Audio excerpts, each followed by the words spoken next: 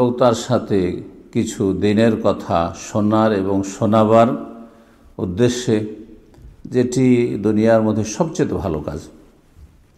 খায়রুকুম মান তাআল্লামাল কোরআন ওয়া আল্লামাহ, সবচেয়ে ভালো মানুষ ওরা যারা দিন সম্পর্কে, কোরআন সম্পর্কে, আর কোরআন হচ্ছে দিনের মৌলিক বিষয়, দিনের অসুল, মৌলিক নীতিমালা কোরআনে কারিমে নির্ধারণ করা হয়েছে, যার বিশদ বিবরণ রয়েছে রাসূলুল্লাহ সাল্লাল্লাহু আলাইহি ওয়াসাল্লামের সহিহ সুন্নাহ হাদিস। কোরআনে কারিমের শিক্ষা মানে সীমিত অর্থে কখনো বুঝবেন না যে কোরআনের আক্ষরিক জ্ঞান, এটা তো প্রাথমিক স্তর। কিন্তু কোরআনের শিক্ষার মূল উদ্দেশ্য হচ্ছে যে শিক্ষার মাধ্যমে আপনি কোরআন দিয়ে নিজের জীবনটিকে উজ্জ্বল করতে পারেন, আলোকিত করতে পারেন, কোরআনের জীবন গড়তে পারেন আপনি। কানা খুলুক রাসূলিল্লাহ আল কোরআন, রাসূলুল্লাহর চরিত্র ছিল কোরআন। কীভাবে আপনি জানবেন? তাহলে তো কোরআনে কারিমে কী আছে। তো সবচেয়ে ভালো মানুষ ওরা যারা কোরআন শিখে, মানে কোরআনের জ্ঞান অর্জন করে এবং তাআল্লাম মানে ইলম থেকে কোরআনের ইলম হাসিল করে, জ্ঞান চর্চা করে, শেখার মাধ্যমে তালিম তাআল্লুমের মাধ্যমে শিখায় অথবা শিখে। সে দলে সামিল হয়ে আজকে আপনাদের সাথে আল্লাহ রাব্বুল আলামিন তার সন্তুষ্টির জন্য বসার যে সুযোগ দিয়েছেন, বলুন আলহামদুলিল্লাহ। যারা যত দূর থেকে যত কষ্ট করে এসেছেন এবং যত বেশি এতে অংশ নিয়েছেন, সময়ের দিক থেকে, শ্রমের দিক থেকে, পরামর্শের দিক থেকে, তারপরে এইসব আয়োজনের দিক থেকে, আর্থিক দিক থেকে, তাদেরকে সেই অনুযায়ী এবং তার ওপর সবচেয়ে বড় গুরুত্বপূর্ণ জিনিস হচ্ছে অন্তরের বিষয়টা, অন্তর আমল, ইখলাস। ইখলাসের ভিত্তিতে আল্লাহ রাব্বুল আলামিন যেন আমাদেরকে উত্তম বদলা দান করেন, বলুন আমিন। আল্লাহ আপনাদের এই নেক আমলকে কবুল করুন, এই সফরকে, এই আশাকে, যেটি জান্নাতের পথ, রাসূলুল্লাহ বলেছেন সাহার আল্লাহু লাহু তারিকান ইলাল জান্নাহ, জান্নাতের রাস্তা, দিন শিখা এবং শেখানো। আল্লাহ জান্নাত যাওয়া সহজ করে দেয় যেন আপনাদের জন্য, আমাদের জন্য। আল্লাহর শুকরিয়া আদায়ের পরে শুকরিয়া আদায় করি ওই সমস্ত ভাইদের যাদের সার্বিক প্রচেষ্টায় আমরা এখানে জমিয়ত হতে পেরেছি এবং দু চারটি কথা শোনার এবং শোনাবার সুযোগ পেয়েছি। যারা অংশ নিয়েছেন তারাও যে গুরুত্বপূর্ণ একটি সহযোগিতা করেছেন, যদিও আপনি আপনার ফরজ আদায় করছেন। দিনের জ্ঞান অর্জন করা ফরজ, সেটি ফরজে আইন হোক অথবা ফরজে কিফায়া হোক। মনে রাখবেন, ফরজে কিফায়ার স্তর মানে কিছু মানুষের উপর ফরজ, বাকি সমস্ত লোকের জন্য কিন্তু কাজটি সুন্নত মুস্তাহাব। মানে এই নয় যে কয়জন আদায় করলেন ফরজ আদায়, বাকি লোকের জন্য কোনো গুরুত্ব রাখেন, এমন কথা নেই। কিন্তু বিষয়টি ভালো বুঝবেন। জানাজার সালাত কি হুকুম আপনারা জানেন, ফরজে কিফায়া। কিছু মানুষ গেলে ফরজ আদায় হয়ে গেল, না হলে সবাই গুনাহগার। বাকি যেসব লোকেরা গেল না, একদল গেল না, আরেক দল গেল, এতটা সংখ্যা না গেলেও চলতো, ফরজে কিফায়া আদায় হয়েছে অল্প কিছু লোক। কিন্তু বাকি ধরেন গ্রামে সবাই গেল অথবা মেজরিটি গেল, তো সবাই তো আর ফরজ আদায় করেনি। তাহলে বাকি সমস্ত মানুষের জন্য সেটি একটি গুরুত্বপূর্ণ সুন্নাত জানাজায় শরীক হওয়া। ঠিক তেমনি দিনের আপনার মোটামুটি জ্ঞান আছে, দিন পালনের জন্য আকীদা, ইবাদত, আখলাক, হালাল হারাম মোটামুটি জ্ঞান আছে, তারপরেও আপনি দিন শিখছেন, এটি আপনার জন্য কমপক্ষে একটি গুরুত্বপূর্ণ সুন্নাহ। যেই সুন্নতের লাভ হচ্ছে মানে সীমাহীন, সীমিত না। আপনার ইবাদত বন্দেগীর লাভ হচ্ছে সীমিত। আপনি যদি তাহাজ্জুদ পড়েন, আপনার তাহাজ্জুদ দিয়ে আমারও ফায়দা নেই, বাকি ভাইদেরও ফায়দা নেই, আপনার স্ত্রীরও ফায়দা নেই, আপনার ছেলে মেয়েদেরও ফায়দা নেই। আপনার শুধু ফায়দা যে আপনি নেকি পাচ্ছেন আপনার তাহাজ্জুদ পড়েন। কিন্তু আপনি যদি ইলম শিখেন, সেটা ফরজে কিফায়ার স্তরে হয়, সুন্নতের স্তরে হয়, নফলের স্তরে হয়, তবুও তার নাফা হচ্ছে মুতাআদ্দি, মানে অন্যরা আনলিমিটেড, সীমাহীনভাবে যতটা বেশি তাদের কাছে পৌঁছাতে পারবেন কথাগুলি, তত বেশি আপনিও লাভবান, একটা ভাগ নেকি পাবেন, আর তার সাথে ওরাও লাভবান যারা আপনার এলেম থেকে আও ইলমিন ইউনতাফা বিহি, সেই এলেম দিয়ে মানুষ লাভবান হচ্ছে, উপকৃত হচ্ছে।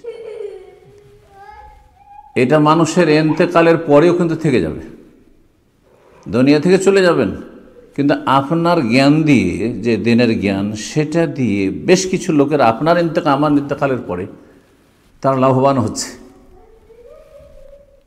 দুনিয়া থেকে চলে যাওয়ার পরে সেই হাদিসটি সহিহ মুসলিমের 3টি আমলের একটি হচ্ছে আও ইলমিন ইউনতাফা বিহি। সেটা সীমিত আকারে হইতে পারে, নয় যে যা আলেম, ঠিক আছে, যিনি আলেম, যিনি দায়ী, যিনি খুব বেশি পরিমাণে কাজ করে, যে যত বেশি করেছে তত বেশি সে লাভবান হয়েছে ইন্তেকালের পরে বা হচ্ছে। কিন্তু আপনি সীমিত আকারে আপনার এলম দিয়ে আপনি 2-4-10 জনকে ও আনফুস ওয়াহলিকুম শুধু করেছেন, আপনি আপনাকে, আপনার ছেলে মেয়েদেরকে যে জাহান্নাম থেকে রক্ষা করেছেন, আপনার ইন্তেকালের পরে এর একটা বেনিফিট আপনার কাছে যেতে থাকবে, লাভ যেতে থাকবে। এই জ্ঞান চর্চার জন্য আল্লাহ রাব্বুল আলামিন যে এই ব্যবস্থাগুলি করেছেন, এই জন্য সকল স্তরের ভাইদের জন্য, এই মসজিদের সাথে যারা সম্পৃক্ত তাদের শুকরিয়া আদায় করি, এবং যেসব ভাইরা এসেছেন এখানে, বোনেরা এসেছেন, সকলে শুকরিয়া আদায় করি। জাযাকুমুল্লাহু খাইরান, আল্লাহ আপনাদের ভালো করুন। নবী করিম সাল্লাল্লাহু আলাইহি সাল্লামের এটি দোয়া, যথেষ্ট দোয়া, যে দোয়াটি হালকা মনে করবেন না। মানসুন এলিহি মারুফুন, কেউ যদি কোনো ভালো কাজ করে যাতে আপনার উপকার হইল, আপনার দিনের উপকার হইল, ফাকাল আলে ফাইলিহি জাযাকাল্লাহু খাইর, যে উপকার করলো, কাজে আসলো আপনার, তাকে যদি উদ্দেশ্য করে একটা নেক দোয়া দেন, আল্লাহ আপনার ভালো করুন, আল্লাহ আপনাকে ভালো প্রতিদান দিক, ফাকাদ আবলাগা ফিসানা, যথেষ্ট আপনি করলেন। এই দোয়া তো সবই পেয়ে গেল। খায়রান না খেরা, যে কোনো ভালো, দুনিয়ার ভালো, পারিবারিক ভালো, মানসিক, শারীরিক, সব দিক থেকে ভালো, আল্লাহ যেন আপনাদের জাযায়ে খায়র দান করে। আমরা বলছি জাযাকুমুল্লাহু খায়রান। আলোচনার বিষয়বস্তু নিশ্চয় শুনেছেন, গুরুত্বপূর্ণ বিষয়বস্তু, তবে যত সংক্ষেপে হয় আমি এ সম্পর্কে মৌলিক কথাগুলি বলার চেষ্টা করব। আল্লাহ যেন তৌফিক দান করেন। আমার আলোচনার নিয়ম নীতিমালা মোতাবেক কোরআন কারিমে যদি আয়াত পাই তাহলে সেটা দিয়ে শুরু করি, তাই শুরু করি। সূরা বারাত, সূরা তওবা, আয়াত নম্বর 119 আল্লাহ রাব্বুল ইরশাদ করেছেন, ইয়া আইয়ুহাল্লাযীনা আমানুত্তাকুল্লাহ ওয়া কুনু মা'আস সাদিকিন, হে ঈমানদারগণ, হে মুমিন মুসলিম, ইত্তাকুল্লাহ, তোমরা আল্লাহকে ভয় করো। তাকওয়া, আল্লাহ ভীরুতা, আল্লাহর ভয়ে ভালো কথা কাজ এবং আল্লাহর ভয়ে ভালো কথা কাজে লেগে থাকা, আর আল্লাহর ভয়ে মন্দ কথা কাজ থেকে বেঁচে থাকা, সংক্ষেপে তাকওয়া। ভালো কাজ করছেন আপনি, যেখানে থাকুন না কেন, ভালো কথা বলছেন, দুনিয়ার কোনো স্বার্থে নয়, আল্লাহর ভয়। মন্দ কথা কাজ থেকে বেঁচে থাকছেন, নির্জনেও বেঁচে থাকছেন, কেউ জানবে না আল্লাহ ছাড়া, সেখানে আপনি পাপ থেকে, পাপের কথা, পাপের কাছে বেঁচে থাকছেন। এই গুণ, এই বৈশিষ্ট্য যদি আপনার মধ্যে থাকে, তাহলে আপনার মধ্যে তাকওয়া আল্লাহ আছে। তাকওয়া মানে বেঁচে থাকে। ইত্তাকুল্লাহ, বহু আয়াতে তাকওয়া আল্লাহর কথা রয়েছে বিভিন্ন ভাষায়। এখানেও আল্লাহ শুরু করেছে ইত্তাকুল্লাহ, কারণ এটি হচ্ছে মূল বিষয় মানুষের জীবনের সংশোধনের জন্য, ইসলাহের জন্য, বাঁকাকে সোজা করার জন্য। আপনার মধ্যে যতই বক্রতা থাক, যদি আল্লাহর ভয় চলে আসে, নিজে থেকে সোজা হয়ে যাবেন, নিজে থেকে সোজা হয়ে যাবেন, কাউকে বলার পর প্রয়োজন হবে। কেউ আপনাকে সজাগ করবে, আপনি সজাগ হয়ে যাবেন, আপনি অন্যকে সজাগ করবেন। ইত্তাকুল্লাহ, আল্লাহকে ভয় করো। ওয়া কুনু মা'আস সাদিকিন, আজকের বিষয়বস্তু এখান থেকে শুরু হবে। আর তোমরা হয়ে যাও, তোমরা থাকো সত্যবাদীদের সাথে, হয়ে যাও সত্যবাদীর সাথে, অথবা থাকো সবসময় সত্যবাদীদের সাথে। তাহলে আল্লাহ রাব্বুল আলামিনের আসমানি সিলেবাস হচ্ছে যে আমরা যাতে করে যারা সত্যবাদী তাদের সাথে থাকি। এই কথাটিকে আমরা যেমন যেমন বোঝার শক্তি তেমনভাবে বুঝি। অধিকাংশ মানুষের বোধ শক্তি সীমিত, যার ফলে মনে করি সত্যবাদী মানে যারা সত্য কথা বলে, হ্যাঁ, সৎ আচরণ করে, সততা অবলম্বন করে, তাদের সাথে আপনি থাকেন, মানে তাদের সাথে উঠা বসা করেন, তাদের সাথে আত্মীয়তা করেন, তাদের সাথে আপনার রিলেশন থাকবে, তাদের সাথে আমরা যোগাযোগ থাকবে, কোনো মাস দেখে না। এটা একেবারে সীমিত একটা দিক হইল। কোনো মাস সাদেকিন, সত্যবাদীদের সাথে থাকুন। সত্যবাদী কারা তাহলে আপনার বুঝতে হবে। তারপরে এই সত্যতা শুধু মানুষের সাথে না, আগে মানুষের রবের সাথে। আপনার সততা, আপনার সাদাকত আগে মানুষের সাথে না রব্বুন্নাসের সাথে, মানুষের মালিকের সাথে, আল্লাহর সাথে।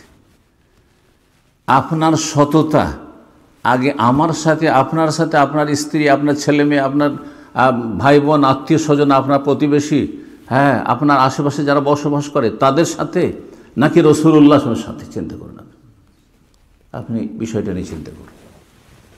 যে সত্যবাদীদের সাথে থাকো, উত্তর কি হবে? আগে আমার সাথে সততা হবে না আগে রাসূলুল্লাহর সাথে?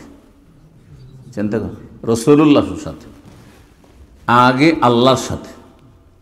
সর্বপ্রথম সততা হবে কার সাথে? আল্লাহর সাথে। সর্বপ্রথম সততা হবে, তারপরে রাসূলুল্লাহর সাথে, তারপরে সবচেয়ে শ্রেষ্ঠ উম্মতের শ্রেষ্ঠ সঙ্গী যারা, তাদের উপর কারো মর্যাদা আল্লাহ দেননি। তারা হচ্ছেন সাহাবায়ে কেরাম রিজওয়ানুল্লাহি তাআলা আজমাইন। কোন মাস সাদেকিন, যদি সত্যবাদী উম্মতকে সত্যবাদীতে ভাগ করা হয় বা লাইন লাগানো হয়, সত্যবাদীদের যারা সততা অবলম্বন করেছে তাদেরকে আপনি লাইন লাগাতে, সিরিয়াল লাগাতে শুরু করলেন, তাহলে আগে কি আমাদের সিরিয়াল আসবে? হ্যাঁ, আমাদের 50-100 বছর, 200 বছর, 400 বছর, 500 বছর আগে তাদের সিরিয়াল আসবে, না আগে রাসূলুল্লাহর সিরিয়াল আসবে? আগে সাহাবায়ে কেরামদের সিরিয়াল আসবে, তারপরে তাবেঈনদের সিরিয়াল আসবে, লাইন আসবে, তারপর তাবা তাবেঈনের লাইন আসবে, তারপর আইম্মায়ে কেরাম, মুহাদ্দিসিন, ফুকাহায়ে কেরামদের সিরিয়াল আসবে, তারপরে ধারাবাহিকভাবে আসে, তাই না? সেখানেও কিন্তু তাবেঈনদের যুগে যারা তাদের ক্ষেত্রে আল্লাহ শর্ত ওয়াত্তাবিউনা লাহুম বিইহসান। আবার তাবেঈনদের জামানার এমন লোক হইতে হবে যারা নিষ্ঠার সাথে সাহাবায়ে কেরামদের অনুসারী ছিল। সূরা তাওবার আয়াত নম্বর 100 আপনি দেখেন, ওয়াস-সাবিকুনাল আউওয়ালুনা মিনাল মুহাজিরিন ওয়াল আনসার, মুহাজির আনসারদের কথা আল্লাহ বলছেন, সাহাবায়ে কেরাম, ওয়াল্লাযীনা ইত্তাবাউহুম। দেখেন, মুহাজিরিন আনসারদের ক্ষেত্রে ইহসানের শর্ত লাগালেন না, কারণ আল্লাহ রাব্বুল তাদেরকে একবারে অবসর ফ্রি করে দিয়েছেন ইহসান থেকে, যে তোমরা ইহসানের স্তরে পৌঁছে গেছো, সুতরাং তোমাদের ক্ষেত্রে কন্ডিশন, শর্ত লাগাবার কোনো দরকার নেই, কোনো শর্ত লাগাবার দরকার নেই। কিন্তু তোমাদের পরে সাহাবায়ে কেরামদের যারা রাসূলুল্লাহ সাল্লাল্লাহু আলাইহি ওয়াসাল্লামকে সরাসরি দেখেছেন, তারা সবাই হচ্ছেন ইহসানের বৈশিষ্ট্যের অধিকারী, ইহসানের গুণের অধিকারী। তারা সবাই ছিলেন নিষ্ঠাবান, তারাই ছিলেন সদাচরণকারী আল্লাহর সাথে, আল্লাহ রসুলের সাথে, আল্লাহর দ্বীনের সাথে। তাদের মধ্যে ইসলাম, ঈমান এবং ইহসানের স্তর ছিল সবার মধ্যে। কিন্তু তারপরে যারা এসেছেন সবার মধ্যে এই বৈশিষ্ট্য নেই, সেজন্য আল্লাহ শর্ত লাগাচ্ছেন ওয়াত্তাবিউনা লাহুম বিইহসান। যারা সাহাবায়ে কেরামদের, মুহাজিরিন আনসারদের অনুসরণ করেছেন ইখলাসের সাথে, নিষ্ঠার সাথে, সদাচরণের সাথে, এই শর্ত যেমন তাবেঈনদের জামানার মানুষের জন্য, তাবা তাবেঈনের জন্য, তারপরের যুগের জন্য, আজকের জন্য। এই জন্য আপনারা জানেন যে সকল মুমিন মুসলিম মুহসিন নয়, ইহসানের স্তর উপরে। দ্বীনের যে 3টি স্তর রয়েছে, আকীদার বিষয় এখানে বলিনি, ইসলাম, তারপরে ঈমান, আর তারপরে ইহসান। জিবরাইল আলাইহিস সালাম যে প্রশ্নগুলি করেছিলেন তার প্রথম 3টি প্রশ্ন দেখেন, ইহসান। নিষ্ঠার সাথে যারা অনুসারী হয়েছে, আল্লাহ রাব্বুল আলামিন যেন আমাদের সকলকে ইহসানের সাথে, নিষ্ঠার সাথে, খুলুসিয়াতের সাথে, আন্তরিকতার সাথে মুহাজিরিন, আনসার, সাহাবায়ে কেরাম রাদিয়াল্লাহু তাআলা আনহুম আজমাইনদের অনুসরণে তৌফিক দান করেন। জি। আল্লাহ রাব্বুল আলামিন কি বলছেন? আয়াত থেকে বললাম কোনো মা সাদেক, সত্যবাদীদের সাথে হয়ে যা। তাহলে সত্যবাদীদের সাথে থাকতে হবে। সত্যবাদীদের বললাম 1 নম্বর রাসূলুল্লাহ সাল্লাল্লাহু আলাইহি ওয়াসাল্লাম, আর তারপরে মুহাজিরিন আনসার, তাদের সাথে থাকতে হবে। তাদের সাথে থাকতে হবে। এখন আমি একটু ভেঙে বলি, তাদের সাথে আখলাক চরিত্রে থাকতে হবে শুধু, না তার আগে ইবাদত বন্দেগী থাকতে হবে? তার আগে দিনের যে মৌলিক বিশ্বাস, আকায়েদ, আকিদার বিষয়গুলি, যেগুলি ইমানিয়াত, যেগুলি বিশ্বাসের বিষয়, যেগুলি ইসলামের ফাউন্ডেশন, ভিত্তি, সেগুলোতে থাকতে হবে। এই বিষয়গুলি আপনি চিন্তা করে দেখেন। একজন মানুষ ধরেন আখলাক চরিত্র, নৈতিকতাতে, সাহাবায়ে কেরামদের চরিত্র কিছু তাদের মধ্যে আছে, সততা আছে, আমানত আছে, পরোপকারী হওয়া, হিতাকাঙ্ক্ষী হওয়া, দান সাদকা করা, আর মানুষকে সময় দেওয়া, ভালো কাজ করা, জনকল্যাণমূলক কাজ করা, এগুলো আছে। কিন্তু তার ইবাদত বন্দেগী নেই। রবের সাথে তার সম্পর্ক সেখানে ছিন্ন বিচ্ছিন্ন। যার ফরজ ওয়াজিব ইবাদত বন্দেগী, রবের সাথে সম্পর্ক ছিন্ন হয়ে যাচ্ছে। তার চাইতে গুরুত্বপূর্ণ যদি আকীদার ক্ষেত্রে বিভ্রান্তি থাকে, গোমরাহি থাকে, তাহলে আপনি কি করে তাদের সাথে হলেন? আপনি বিষয়টি চিন্তা করুন। আরেকটি বিষয় চিন্তা করুন, এই আয়াত থেকে আজকের বিষয়টি আমি স্পষ্ট করতে চাইছি। সেটা হচ্ছে যে যদি আপনি আকীদার বিষয়ে, সাহাবায়ে আকীদার যে বিষয়গুলি, আকীদার বিষয়গুলি হোক, আর ইবাদত বন্দেগীর বিষয় হোক, আর আখলাক হোক, সবগুলির উৎস হচ্ছে কোরআন এবং সুন্নাহ। কোরআন সুন্নাতে নিতে হবে। কোরআন সুন্নাহ ছাড়া হক কোথাও আছে নাকি? আল্লাহ রাব্বুল আলামিন কোরআনকে হক বলেছেন না? ওয়াবিল হাক্কি আনজালনাহু ওয়াবিল হাক্কি নাযাল, ওয়াকুল জাআল হাক্কু ওয়া যাহাকাল বাতিল। আল্লাহ হচ্ছেন হক, আল্লাহর দিন হচ্ছে হক, আল্লাহ রসুল হচ্ছেন হক। ইন্নাকা আল্লাহ রাসূলুল্লাহ হাক্কান। পাথরে গাছেও সাক্ষী দিত হক। তো আল্লাহর দিন হচ্ছে হক। এখন আল্লাহ রাব্বুল আলামিনের দিনের ক্ষেত্রে মৌলিক বিষয় বললাম যে আকীদার বিষয়, তাহলে আকীদার বিষয়ে আপনাকে সাহাবায়ে কেরামদের আদর্শের অনুসারী হতে হবে। ইবাদত বন্দেগীতে সাহাবায়ে কেরামদের অনুসারী হতে হবে, যারা হচ্ছেন সালাফদের প্রথম সারিতে রাসূলুল্লাহ সাল্লাল্লাহু আলাইহি ওয়াসাল্লাম পড়ে। আর আখলাক চরিত্র থাকতে হবে। এই বিষয়টি বুঝে নেওয়ার পরে এখন আসল বিষয় আবার স্মরণ করিয়ে দিচ্ছি। সেটি হচ্ছে মানহাজুস সালাফ, সালাফদের মানহাজ বা আদর্শ বা পদ্ধতি ভুল সংশোধনের ক্ষেত্রে। কারো ধরেন আখলাক চরিত্রে কিছু ভুল আছে, আর কিছু লোক আছে তাদের ইবাদত বন্দেগীতে ভুল আছে। ভুল ইবাদত বন্দেগী, ভুল নামাজ পড়ে, ভুল রোজা রাখে, বিভিন্ন কিছু বিদআত আছে ধরে। আর কারো আকীদাতেই ভুল আছে, বিভ্রান্তি আছে। কে বেশি অপরাধী চিন্তা করুন আপনি। যে বলছে আল্লাহ সব জায়গায়, আর একজন নামাইতে পড়ছে, ইক্তাদাতে বেহাজাল ইমাম পড়ছে, আর একজন চরিত্রে দোষ আছে, কর্কশ ভাষী, ফিতনা করে, ঝগড়া করে মানুষের সাথে, সম্পর্ক খারাপ করে। 3 রকমের দোষ। সবচেয়ে দোষী কে? যে এ কথাই জানে না যে আল্লাহ কোথায়, যে এ কথাই জানে না যে রাসূলুল্লাহ সাল্লাল্লাহু আলাইহি ওয়াসাল্লাম তিনি কি সব গায়েব জানতেন, গায়েব জানার ক্ষমতা ছিল? তিনি কি মানুষকে অসাধারণ ক্ষেত্রে সাহায্য করতে পারতেন? এগুলোর ক্ষেত্রে বিভ্রান্তি। তাহলে কোনো সাদেকিন, সত্যবাদীদের সাথে থাকতে হবে আকীদার ক্ষেত্রে, ইবাদত বন্দেগীর ক্ষেত্রে, আখলাকদের ক্ষেত্রে। সালাফদের আদর্শ পদ্ধতি ভুল সংশোধনের ক্ষেত্রে। সালাফে সালেহিনগণ, সাহাবায়ে কেরামগণ, তাদের ভুলের সম্ভাবনা ছিল না ছিল না? এটা একটি প্রশ্ন। নাকি তারা মাসুম? ভুলের সম্ভাবনা সবার ছিল, ভুলের ঊর্ধ্বে কেউ না। একমাত্র আম্বিয়া রসুলগণকে আল্লাহ রাব্বুল বড় ভুল থেকে মুক্ত রেখেছেন। আর ছোটোখাটো যদি বিচ্যুতি ত্রুটি হয়ে থাকে সাথে সাথে সংশোধন করে দেওয়া আল্লাহ রাব্বুল আলামিনের এটি ছিল দায়িত্ব, আল্লাহ করে দিয়েছেন। কিন্তু আমার আপনার যেমন সারা জীবন ভুল থেকে যেতে পারে, সংশোধন না হইতে পারে, তেমন সাহাবায়ে কেরামদের কাছেও নবী সাল্লাল্লাহু আলাইহি ওয়াসাল্লামের ইন্তেকালের পরই সংশোধনের জন্য ওহী আসার কোনো রাস্তা খোলা ছিল না। তো ভুলের ওপর থেকে যাওয়ার সম্ভাবনা ছিল। আচ্ছা, কারো যদি ভুল থাকে তাহলে সে যদি জানতে পারে যে আমার ভুল, তাহলে তার করণীয় কি? ফিরে আসবে না এতদিন ভুল করলাম এখন কি করে ফিরব? এই বিষয়গুলি চিন্তা করুন।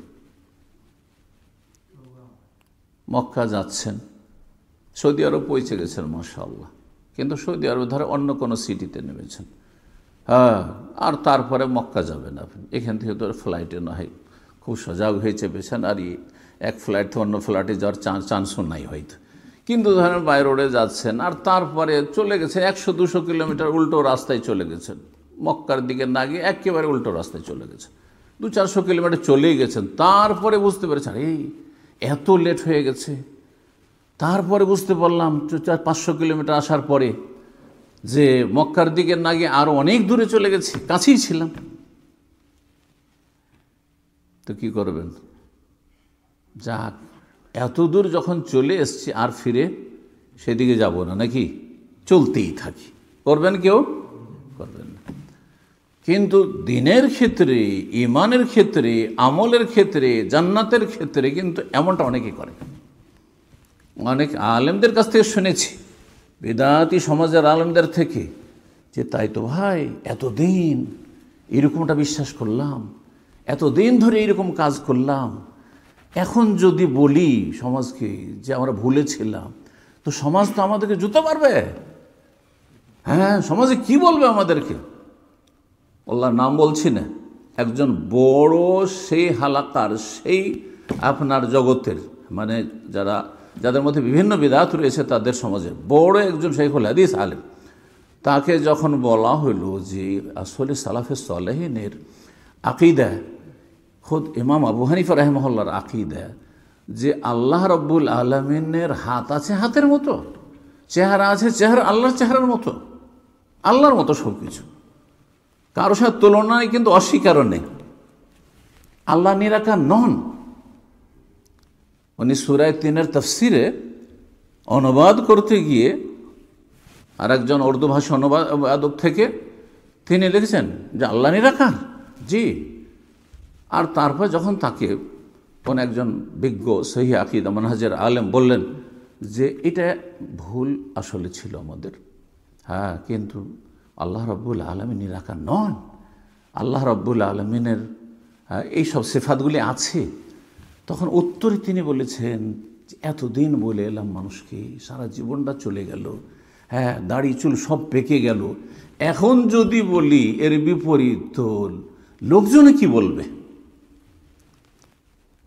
সত্য গ্রহণের বাধা এখানে কিন্তু হাওয়া, কুপ্রবৃত্তি। এটা সালাফদের আদর্শ ছিল না, এটা সাহাবায়ে কেরামদের আদর্শ ছিল না। সাহাবায়ে কেরামগণ যথাসাধ্য সর্বাত্মক চেষ্টা করতেন, প্রথম কথা হক জানার, যে কোনটি হক, আর জানার চেষ্টা করে তখন এমন ব্যবস্থা ছিল না আজকালকার মতো, বড় কষ্ট করেই জানতে হইতো। একটা হাদিসের জন্য কত দূর যেতে হইতো, সেই মক্কা মদিনা হিজাজ থেকে শাম দেশে ইরাক যেতে হইতো, ইরাক থেকে শাম দেশে গেছেন, বহু ঘটনা রয়েছে।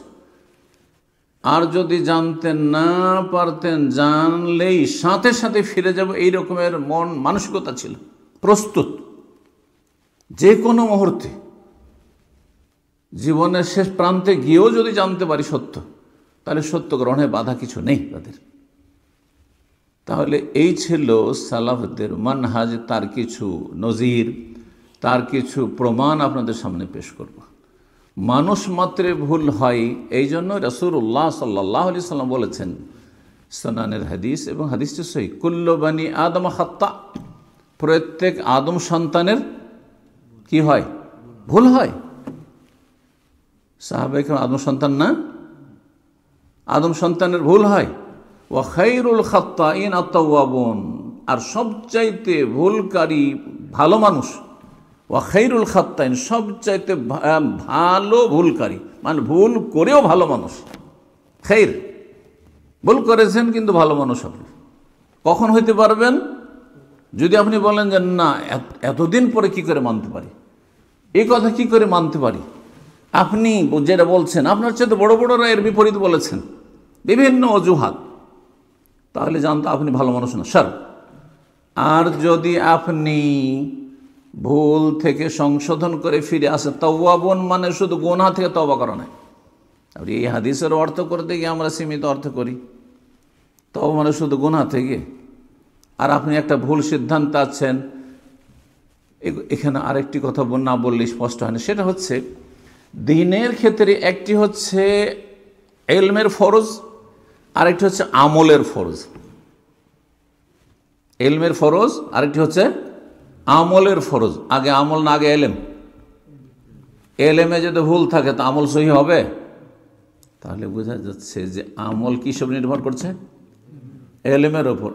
এলেম যদি সহি হয় তাহলে আমল সহি। আর আপনার নলেজে যদি রং থাকে, যদি ভুল থাকে, আপনার জানাই ভুল, তাহলে মানার তো ভুল হবেই। ভুল জানছেন, ভুল মানছেন, আপনি ভুল পালন করছেন। তাহলে যখন আপনি এলমের ক্ষেত্রে যখন ভুল জানছেন কোনো কথা, তখন যখনই সহি জিনিস জেনেছেন আপনাকে সাথে সাথে সংশোধন করতে হবে যে না, এটা যে জানতাম এইভাবে আসলে এমনটা না, এমন। আপনার এলমের সংশোধন হইল। এলমের সংশোধন যখন হলো তখন এলমের নির্ভর করছে আকীদা, আপনার ইবাদত বন্দেগীর বিশুদ্ধতা, আপনার আখলাক চরিত্র, হালাল হারাম, তখন সাথে সাথে আপনি সংশোধন করবেন। আমাদের বাঙালি সমাজে অনেকেই বন্ধকের জমি রেখে আপনার সেখান থেকে ফসল খাওয়াকে মনে করে হালাল, কারণ বাপ দাদা 14 পুরুষ খেয়ে এসছে, তাদের অজ্ঞতা ছিল। আমাদের অনেক দিনই ভাইরা বিভিন্ন জায়গায় গিয়ে দেখেছি, তারা যখনই জানতে পেরেছে, যেভাবে যেন সরাসরি জানুক আর কোনো সোশ্যাল মিডিয়াতে জানুক, জানতে পেরেছে ভালো আলেমদের কাছ থেকে, তখন সাথে সাথে সংশোধন করেছে, সাথে সাথে সংশোধন করেছে। তো এটি হচ্ছে সালাফদের আদর্শ যে খায়রুল খাত্তাইন আত-তাওয়াবুন, সবচাইতে ভালো ভুলকারী হচ্ছে যারা ফিরে চলে আসে। এলেমে ভুল ছিল, সংশোধন করলেন। আমলে ভুল ছিল, সংশোধন করলেন। আকীদায় ভুল ছিল, সংশোধন করলেন। আখলাক চরিত্রে ভুল ছিল, সংশোধন করলেন। রুজিতে ভুল ছিল, যেটাকে আপনি হালাল মনে করছিলেন এই কাজটি হালাল নয়, সুতরাং সেটা থেকে ফিরে আসলেন। একটি হাদিস আরও শোনাই, সহিহ বুখারী মুসলিম হাদিসটা রয়েছে। রাসূলুল্লাহ সাল্লাল্লাহু আলাইহি ওয়াসাল্লাম বলেছেন বিচারক সম্পর্কে, কিন্তু বিচারক মানে শুধু রাষ্ট্রীয় বিচার করছে, সামাজিক বিচার করছে, সেই বিচার এরকম নয়। আপনি দুইজনের মাঝে কোনো একটা ফায়সালা শোনাচ্ছেন, সেটা আপনার বিচার। শুধু বিচার নয়, একটা ফায়সালা মানে ফতোয়া শোনাচ্ছেন, সেটা আপনার বিচার। আপনি একটি মাসলার ক্ষেত্রে নিজে আমল করবেন এবং নিজের ছেলে মেয়েকে ওইভাবে আমল করতে বলবেন, এটিও আপনার হুকুম। হাদিসে শব্দটি রয়েছে ইজা হাকামাল হাকিম বা এজাজ তাহাদাল হাকিম, যখন কোন ফয়সালাকারী, হাকিম হুকুম লাগানেওয়ালা, বিচারক বলেন তার অর্থ, অথবা ফয়সালাকারী বলেন আপনি, কোনো সিদ্ধান্তদাতা, যখন কোনো হুকুম জারি করলো, মেহনত করলো, চেষ্টা করলো, ফাসাওয়া, আর তারপরে সঠিক কথা বলতে পারলো, ফতোয়া দিলেন সঠিক, আমল করলেন সঠিক, ছেলে মেয়েকে তালিম দিলেন সঠিক, ফালাহু আজরান, তাহলে কি পাবেন? 2 নেকি, দ্বিগুণ নেকি, ডবল নেকি পাবেন। একটি হচ্ছে সহি আমলের, আরেকটি হচ্ছে আপনার আজরুল ইজতিহাদ, মেহনত করলেন, চেষ্টা যে করেছেন আপনি, চেষ্টায় ত্রুটি ছিল না আপনার। ওয়াইদা হাকামা, আর যদি এমন বিচার ফয়সালা করে, এমন ফতোয়া দেয়, এমন মাসলা বলে, এমনভাবে আমল করে, ফাজতাহাদা, চেষ্টা করলো, সুম্মা আখতা, কিন্তু ভুল আমল করলো, চেষ্টা করে ভুল আমল করলেন। যেমন অনেকেই রুকু থেকে উঠে হাত বুকে বাঁধছেন, আবার অনেকে হাতে বুকে বাঁধছেন না, তাই না?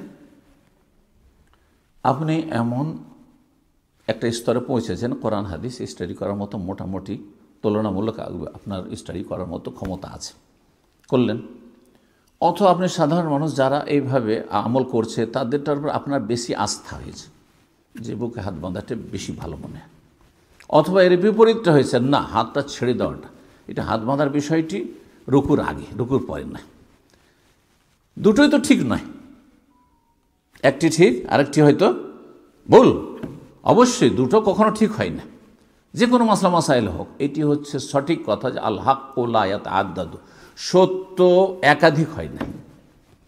যেমন অঙ্কে 1 1 2 হয়, এটাই ঠিক শুধু, আর বাকি সবগুলি যতই অঙ্ক কষেন না কেন 1 1 2 ছাড়া 3 বললো, 4 বললো, 10 বললো, সবগুলি ভুল কিনা? তো ভুল অনেক হতে পারে, কিন্তু যেটা ঠিক সেটা হচ্ছে একটি মাত্র। কিন্তু আপনি ইজতিহাদ করে ভাবলেন যে বুকে হাত বাঁধাটি হয়তো ঠিক, আসলে বাস্তবে ওইটা হয়তো নবী সাল্লাল্লাহু আলাইহি সাল্লামের সাহাবা একদম সহিহ সুন্নাহ নয়, কিন্তু আপনার দৃষ্টিভঙ্গিতে সেটাই হয়তো প্রাধান্য পেয়েছে। ভুল আমল করে চলে গেলেন, চেষ্টা কিন্তু করেছেন, ত্রুটি ছিল না আপনার।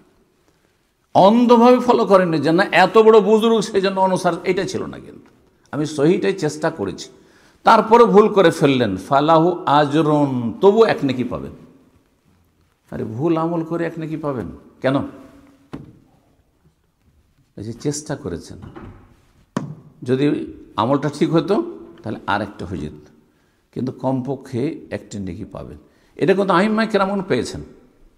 অনেকেই ধরেন মজহাবের এখন অনুসরণ করছেন, হানাফি হন আর শাফি হন আর মালিক হন হাম্বলি হন, এই আইম্মায়ে আরবা কিন্তু আপন জায়গায় তারা কিন্তু নেকি পেয়েছেন।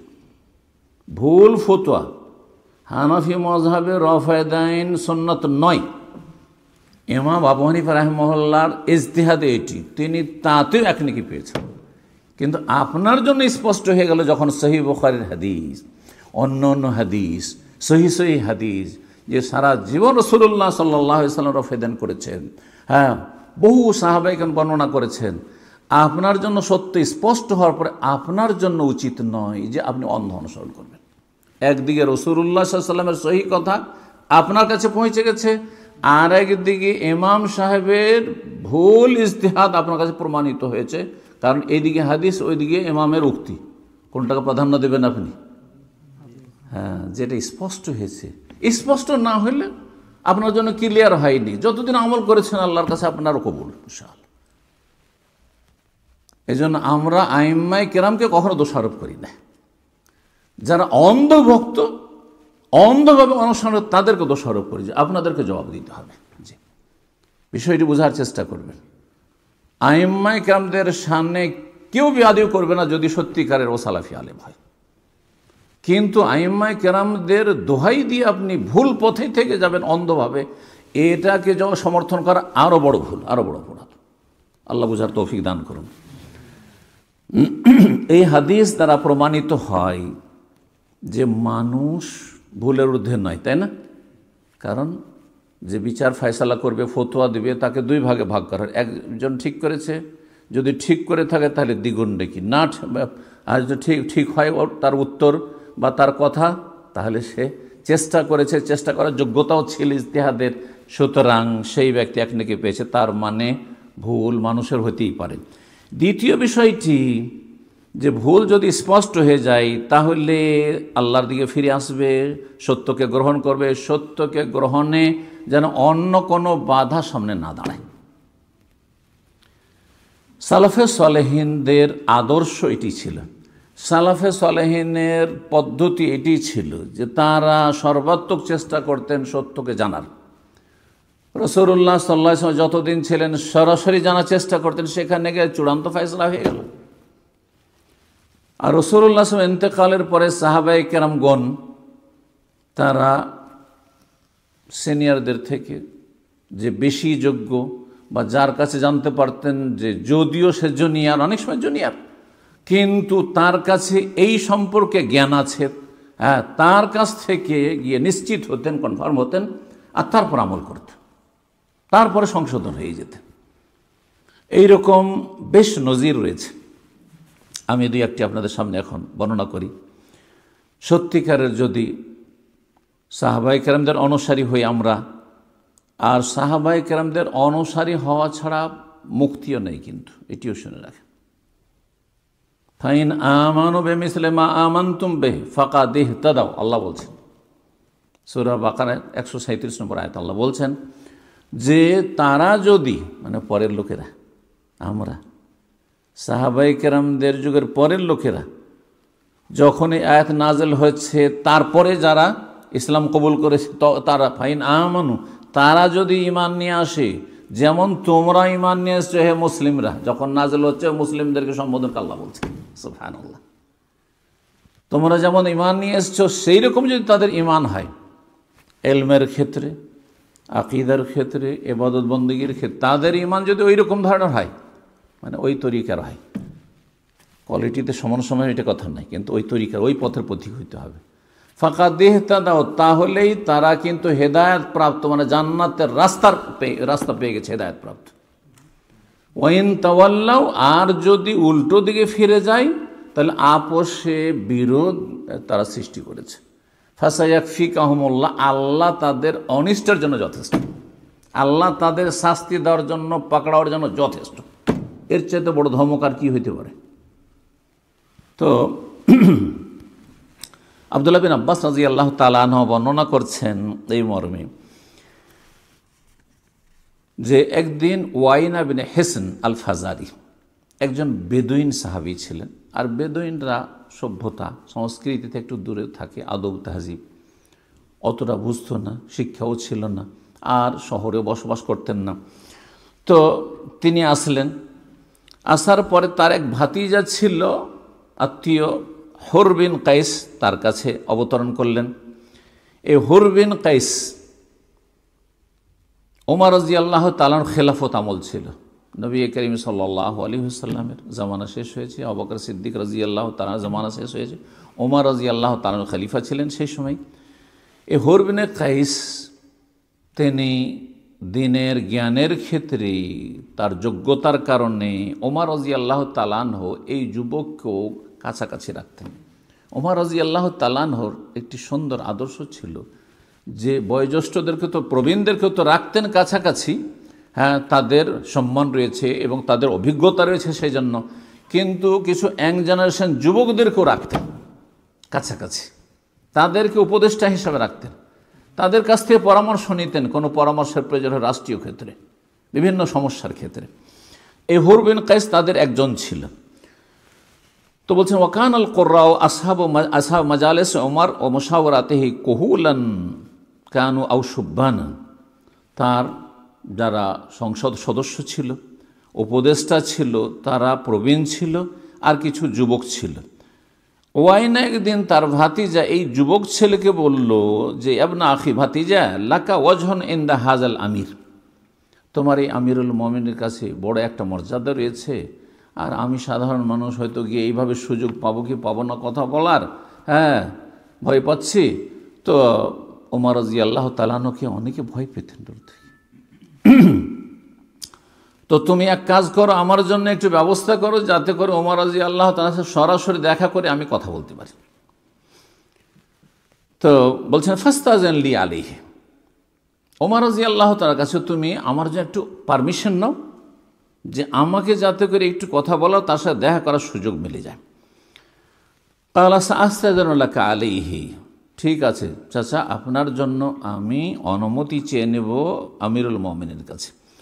ইবনে আব্বাস রাদিয়াল্লাহু তাআলা আনহুমা বললেন তিনিও একজন যুবক আর উপদেষ্টা ছিলেন ওমর রাদিয়াল্লাহু তাআলার খেলাফত আমলে। ফাস্তাযানাল হুর, এই হুর ভাতিজা চাচা ওয়াইনার জন্য অনুমতি চাইলেন। ফাযানা লাহু ওমর, ওমর রাদিয়াল্লাহু তাআলা অনুমতি, ঠিক আছে তোমার চাচাকে নিয়ে আসো। ফালামা দাখালা আলাইহি, তার সামনে গিয়ে প্রবেশ করে বলল হি ইবনুল খাত্তাব, যেমন বেদুইনরা হয় যাযাবররা, এই ইবনুল খাত্তাব, খাত্তাবের সন্তান। ফাওয়াল্লাহি, আল্লাহর কসম করে বলছি, মা তুতিনাল জাযালা ওয়ালা তাহকুমু বাইনানা বিল আদল, আপনি আমাদেরকে গনিমত বাইতুল মাল থেকে দিচ্ছেন তো সামান্য ফকিরের ভিক্ষা দিচ্ছেন, বেশি কিছু দিচ্ছেন না, হ্যাঁ, আর আপনি যখন কোন বিচার ফয়সালা করছেন তো আপনি ইনসাফ করছেন না, সুবিচার করছেন। কত বড় অপবাদ! ফাগাযিবা ওমর, ওমর রাদিয়াল্লাহু তাআলা আনহু প্রাকৃতিকভাবে রাগী মানুষ, আর কথাও রাগের ছিল, অবাস্তব মিথ্যা কথা ছিল। রাগান্বিত হইলেন, হাত্তা হাম্মা বিহি, চাইলেন যে তাকে ধরে ফেলি। আর ওমর রাদিয়াল্লাহু তাআলা হাতে একটি যেটাকে বলা হতো দিররা বা দুর্রা বলা হইতো, দুরকম উচ্চারণ করা হয়েছে, কোড়া থাকতো, যদি কাউকে টেঁড়া ব্যাকা দেখতেন তো সোজা করে দিতেন। তো তাহাম্মা বিহি, মনে হচ্ছে ধরিয়ে নেবেন আর মার দেবেন। ফকাল আল্লাহ হুর ইয়া আমির আল মোমিনিন, তখনই ভাতিজা বলছে, হে আমির আল মোমিন, ইন্নাল্লাহ তাআলা ক্বালা লিনবিয়িহি সাল্লাল্লাহু আলাইহি ওয়াসাল্লাম, স্বয়ং আল্লাহ তাআলা নবী সাল্লাল্লাহু আলাইহি ওয়াসাল্লামকে সম্বোধন করে বলেছেন, খুযিল আফওয়া ওয়া আমর বিল উরফি ওয়া আরিদ আনিল জাহিলিন ওয়া হাযা মিনাল জাহিলিন। আল্লাহ বলছেন তিনটি হেদায়াতনামা, দিক নির্দেশনা। খুযিল আফওয়া, হে নবী তুমি ক্ষমাকে সবসময় ধরে রাখো, ক্ষমাকে হাত ছাড়া করিও না, মানে মানুষকে ক্ষমা করতেই থাকো, যতই ভুল করো খুযিল আফওয়া, মাফ করো। আর কি ওয়ামর বিল উরফে, ভালো কথা বলা, মানুষকে ভালো উপদেশ দিতে থাকো, উপদেশ দিতে থাকো, শোনুক আর না শোনুক, মানুক আর নাই মানুক। ওয়া আরিজ আনিল জাহিলিন, আর তৃতীয় হেদায়েত হচ্ছে, দিক নির্দেশনা হচ্ছে যে মূর্খদেরকে উপেক্ষা করে, ইগনোর করা।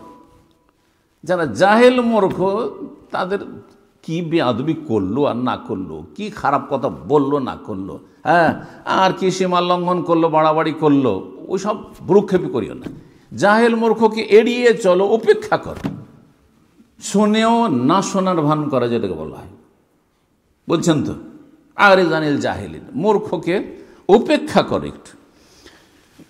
এই কথা শোনার পরে আল্লাহ রসুলকে এই কথা বলেছেন সাল্লাল্লাহু আলাইহি ওয়াসাল্লাম, আপনি তো রসুলের খলিফা আমিরুল মোমিনিন, হ্যাঁ, সুতরাং এই চাচা বেয়াদবি করেছে, একটু ক্ষমার দৃষ্টিতে দেখুন, হ্যাঁ, আর ভালো একটা উপদেশ দেন ওকে, হ্যাঁ, যাতে ভালো মানুষ হয়ে যায়, আদব কায়দা শিখে নেয়, আর এর মূর্খামিকে একটু উপেক্ষা করুন, ইগনোর করুন আপনি।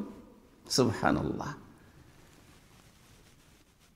একেবারে মনে হচ্ছে আল্লাহর পক্ষ থেকে আয়াত, এমনভাবে তাকে স্মরণ করিয়ে দেওয়া হয়েছে, আল্লাহ হাজমিন ওয়া ইন্না হাজমিনাল জাহিলিন, আমার চাচা মূর্খ মানুষ, আপনি মূর্খকে একটু উপেক্ষা করবেন না, এড়িয়ে চলবেন না, আপনি একে ইগনোর করবেন না, ছাড়ে নাকি। ওয়াল্লাহি, আল্লাহর কসম করে হুর বলছেন, মা আব্দুল্লাহ বিন আব্বাস রাদিয়াল্লাহু তাআলা বলছেন, মা জাওয়াজাহা উমর হিনা তালাহ আলাইহি, যেমনই আয়াত তেলাওয়াত করা, একটি কথাও আর বললেন না ওমর রাদিয়াল্লাহু তাআলা আনহু, আর কোনো রকমের রাগ প্রদর্শন করলেন না, ঠান্ডা হয়ে গেলেন, সাথে সাথে ঠান্ডা হয়ে গেলেন। এই হচ্ছে সালাফদের আদর্শ, সালাফদের পদ্ধতি, নিজের জীবনের সংশোধনের ক্ষেত্রে আর অন্যদের সংশোধনের ক্ষেত্রে। ওয়াকান ওয়াক্কাফান ইনদা কিতাবিল্লাহ, আল্লাহর কিতাব যেখানে থামিয়ে দিত, স্টপ স্টপ, সাথে সাথে থেমে যেতে। ওমর রাদিয়াল্লাহু তাআলা, যতই রাগী মানুষ হন না কেন, কারণ রাগী মানুষ অনেক সময় কন্ট্রোলের বাইরে চলে যায়, নিজেকে সামলাতে পারে না, অনেক সময় চেষ্টা করে যে আমি ঠান্ডা হয়ে যাবো, কিন্তু ঠান্ডা হতে পারে না। কিন্তু যখন আল্লাহর কথা বলা হইতো, ওয়াক্কাফান ইনদা কিতাবিল্লাহ, আল্লাহর কিতাবের কথা বললে সাথে সাথে একেবারে বরফের মতো ঠান্ডা হয়ে যেতেন, কোথায় রাগ সব চলে যেত। সহিহ বুখারী 6742 নম্বর হাদিস। আপনাদেরকে আরেকটি ঘটনা শোনাই। খাব্বাব ইবনুল আরাত রাদিয়াল্লাহু তাআলা আনহু ইসলামের ইতিহাসে মক্কি জীবনে প্রথম সারিতে ইসলাম গ্রহণ করেছেন। এমন সময় তিনি ইসলাম গ্রহণ করেছেন, গরিব মানুষ ছিলেন, একজন আপনার কামার ছিলেন, তো বড়ই কষ্ট দিয়েছে জালেম কাফের নেতারা মক্কার, তাকে বড়ই জুলম অত্যাচারের শিকার হয়েছেন খাব্বাব রাদিয়াল্লাহু তাআলা আনহু। যেমন জুলমের শিকার হয়েছেন বেলাল রাদিয়াল্লাহু তাআলা আনহু, যেমন জুলমের শিকার হয়েছেন ইয়াসের, আম্মার, সুমাইয়া রাদিয়াল্লাহু তাআলা আনহু আজমাইন। তো এই খাব্বাব রাদিয়াল্লাহু তাআলা আনহুর সম্পর্কে একটি হাদিস রয়েছে। একদিন ইবনে মাসউদ রাদিয়াল্লাহু তাআলা আনহু দেখছেন যে খাব্বাব রাদিয়াল্লাহু তাআলা আনহু গোল্ডের আংটি পরে আছে, স্বর্ণের আংটি পরে আছে। আজকাল স্বর্ণের আংটি যদি কারো হাতে থাকে, সাধারণ মানুষ, একেবারে সাধারণ, হয়তো আপনি সেটাকে খুব একটা বড় অপরাধ মনে করবেন না, কিন্তু যাদের মাশাআল্লাহ মুখে দাঁড়িয়ে আছে, হ্যাঁ, আলেম নাই হোক, আমাদের কথা বাদ দেন, তালেব ইলম বা আলেম যারা বা মসজিদের ইমাম, সাধারণ মানুষ দাঁড়িয়ে আছে হয়তো, আরে আরে দাঁড়িয়ে রাখে, 5 ওয়াক্ত নামাজ পড়ে, আর হ্যাঁ স্বর্ণের আংটি পড়ে, তাই না? যেন কত বড় অপরাধী আপনার কাছে হয়ে গেছে, তাই না? ভুল হতে পারে মানুষের, ভুলের সংশোধন আপনাকে উত্তম পন্থায় করতে হবে। কোনো ব্যক্তি ইবাদত বন্দেগীতে এগিয়ে আছে বা বেশ কিছু আমলে এগিয়ে আছে, তার মানে এই নয় যে সে ভুলের ঊর্ধ্বে চলে গেছে। ভুল থাকতে পারে, এটা প্রমাণ করে এই খাব্বাব রাদিয়াল্লাহু তাআলার ঘটনা। ইসলামের প্রথম দিকে ইসলাম গ্রহণ করেছেন মক্কায়, তারপরেও রাসূলুল্লাহ সাল্লাল্লাহু আলাইহি সাল্লামের জামানার পর পর্যন্ত তিনি হয়তো হাদিসটি জানতেন না, অথবা কেউ কেউ জানতেন কিন্তু ভেবেছেন যে এটি হারাম নয়, এটি মাকরুহ তানজি, অপছন্দনীয়। হতে পারে দৃষ্টিভঙ্গির পার্থক্য, একটা নিষেধাজ্ঞা হয়তো আছে, কিন্তু আপনি সেটাকে হারাম মনে করছেন, আরেকজন মনে করছেন না এটা হয়তো মাকরুহ জিনিস। হতে পারে এই ভুল, বিশিষ্ট ব্যক্তি থেকে ভুল হইতে পারে, তার সংশোধনের একটা পদ্ধতি রয়েছে সাহাবায়ে কেরামদের। তো ইবনে মাসউদ রাদিয়াল্লাহু তাআলা আনহু দেখলেন যে খাব্বাব স্বর্ণের আংটি পরে আছে, তখন তাকে বললেন, আলাম ইয়ানে লিহাযাল খাতমা ইউলকা, এই আংটির কি এখনো ফেলে দেওয়ার সময় হয়নি? কত ভদ্র ভাষায় চিন্তা করুন তো দেখি। আজ আপনি যদি দেখতেন কারো হাতে, তাহলে বলতেন যে কি আপনি মুসলমান? হ্যাঁ, হাতে একটা চেন দেখছেন, অত গলা একটা চেন। আমাদের ইয়াং জেনারেশন আজকাল অনেক হয়ে গেলে পড়ছে, আল্লাহ হেদায়েত করুক। কি বলছেন? বলছেন না যে আপনার সময় হয়নি, এ কথা বলছেন না, বা খাব্বাব তোমার সময় হয়নি। ইবনে মাসউদ খুব সিনিয়র সাহাবী, হ্যাঁ, ইবনে মাসউদ এত সিনিয়র সাহাবী এবং এত ঘনিষ্ঠ জন রাসূলুল্লাহ সাল্লাল্লাহু আলাইহি ওয়াসাল্লামের, যে তার সম্পর্কে বাইরে থেকে যারা আসতো মক্কায়, তারা বুঝতেই পারতো না যে এটা বাইরের মানুষ, মনে করতো যে রাসূলুল্লাহ সাল্লাল্লাহু আলাইহি ওয়াসাল্লামের ফ্যামিলির একজন মেম্বার। এত ঘনিষ্ঠতা ছিল রাসূলুল্লাহ সাল্লাল্লাহু আলাইহি ওয়াসাল্লামের সাথে। কি জন্য? যে দুখুলি আলী, কোনো পারমিশনে বাড়িতে ঢুকে গেলেন, বাইরের লোক হলে দাঁড়িয়ে থাকবে, অনুমতি চাইবে, কেউ আসবে, অত বাইরে থেকে কথা বলে বিদায় করে দিবে।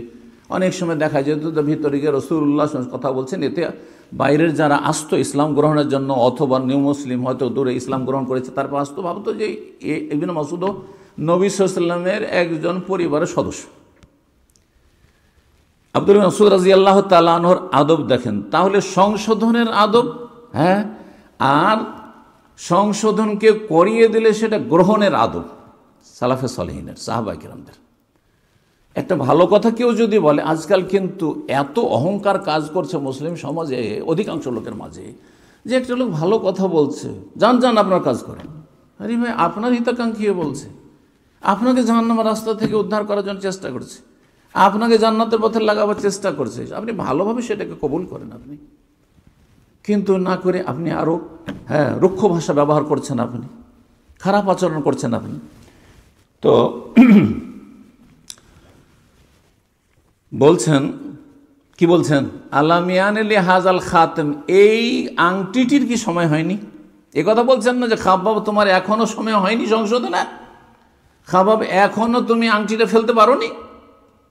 বলছেন এই আংটির কি সময় হয়নি এখনো তাকে নিক্ষেপ করার? ইনডাইরেক্ট কথা বলছে, যাতে করে সরাসরি আক্রমণ না হয়। খাব্বাব বলছেন, আমা ইন্নাকা লান তারাহু আলিয়া বাদার। দেখেন হক সত্য গ্রহণ কেমনভাবে, কিভাবে সাদরে গ্রহণ করছে, কি সহজে গ্রহণ করছে, জি, আর কি বিনয়ের সাথে, কি একেবারে সোজা হয়ে আত্মসমর্পণ করছেন, সারেন্ডার করছেন হকের সামনে। বলছেন শোনেন, ইবনে মাসউদকে বলছেন, শোনেন, আমা ভালো করে শোন, ইন্নাকা লান তারাহু আলাইয়া বাদাল, আজকের পরে এই আংটি জীবনে আমার হাতে দেখবেন না। আজকের পরে এই আংটি আমার হাতে জীবনেও দেখবেন না। ফাআলকাহু, সাথে সাথে ফেলে দিলেন, ছুঁড়ে ফেলে দিলেন। বিক্রি করলেন, এ কথা বলা হয়নি। হ্যাঁ, নিয়ে গিয়ে মহিলাদের দিয়ে দিলেন, এ কথা বলা হয়নি। সুবহানাল্লাহ, এটা ঈমান। যখন হারাম জিনিস, আমি তো ভাবতাম যে এটা মাকরুহ জিনিস, মাকরুহ তানজি, কিন্তু এটা হারাম, তখন সাথে সাথে ফেলে দিলেন। জি, ফাআলকাহু, সহিহ বুখারী 4040 নম্বর হাদিস।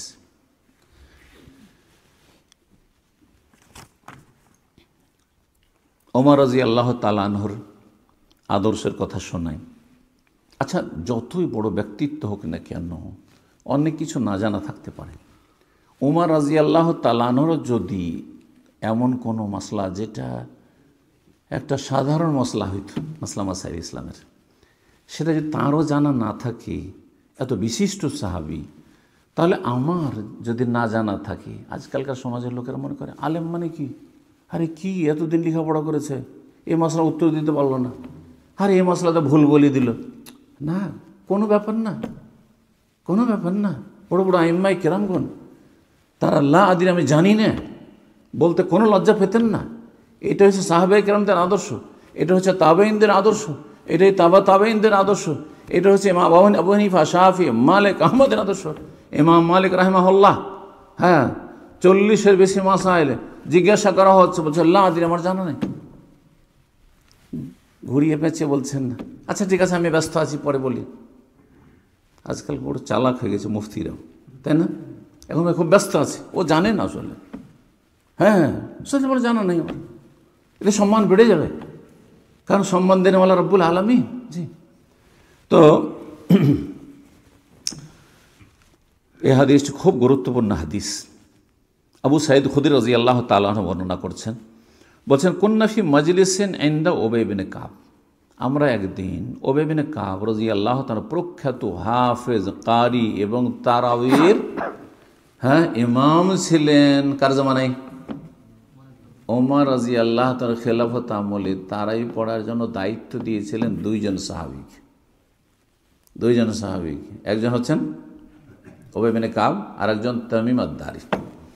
মুয়াত্তা মালিকের সহি বিশুদ্ধ হাদিস রয়েছে, আইয়াকুমা বিন্নাসে বিইহদা আবা আইয়াকুমা লিন্নাসে বিইহদা আশারাতা রাকাতান, তারা উভয়ে যেন জনগণকে কত রাকাত তারাই পড়ায়? 11 রাকাত তারাই পড়ায়। এহদা আশারাত, এহদা 1 আর আশারা মানে 10, 11 রাকাত তারাই পড়ায়। এইটি হচ্ছে সহি হাদিস যে ওমর রাদিয়াল্লাহু তাআলা সুন্নত হচ্ছে 11 রাকাত। আর জয়ীফ হাদিস, ভিত্তিহীন বিচ্ছিন্ন সনদের হাদিস যে ওমর রাদিয়াল্লাহু তাআলা আনহুর যুগে লোকেরা 20 রাকাত পড়ত। জি, এটি সুন্নত নয়। এই জন্য নবী সাল্লাল্লাহু আলাইহি ওয়াসাল্লামের সুন্নত 20 নয়, আমলের সুন্নত। এমনকি আবু বকরের সুন্নত নয়, এমনকি ওমরেরও সুন্নত নয়। সুন্নাত ওমর, সুন্নাত ওমর বলে যে প্রচার করা হচ্ছে, এটাও কিন্তু ভুল তথ্য। জি, যদি বিষয় সুন্নত, আপনি নফলের নিয়তে 20 পড়েন, 30 পড়েন, 40 পড়েন, সমস্যা নাই, কিন্তু আপনি রাসূলুল্লাহ সাল্লাল্লাহু আলাইহি ওয়াসাল্লামের সুন্নাহ বলবেন না যেটা সুন্নত নাই। কারণ এখানে আপনার নলেজে ভুল আছে, আপনার এলেমে ভুল আছে। আপনি বিশ্বাস করছেন যে এটা রাসূলের সুন্নাত, অসৎ সুন্নত নয়। বিশ্বাস করছেন এটি ওমরের সুন্নাত, অর্থ ওমরের সুন্নত নয়।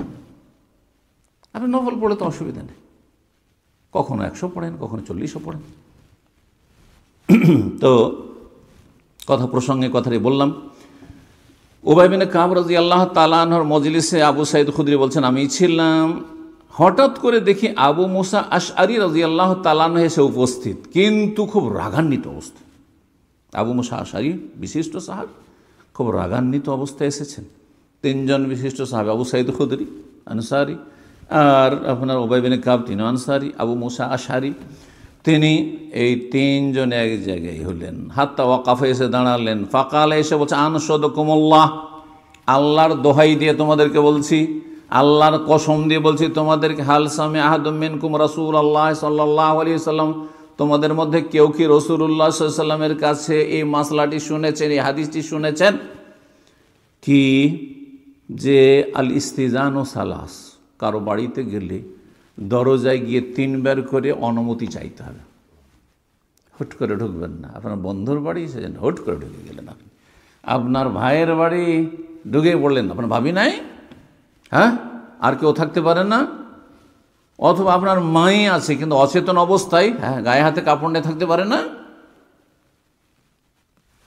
সুতরাং যার বাড়িতে যান, লা তাদখুলু বুয়ুতান গায়রা বুয়ুতিকুম হাত্তা তাস্তানিসু ওয়া তুসাল্লিমু আলা আহলিহা।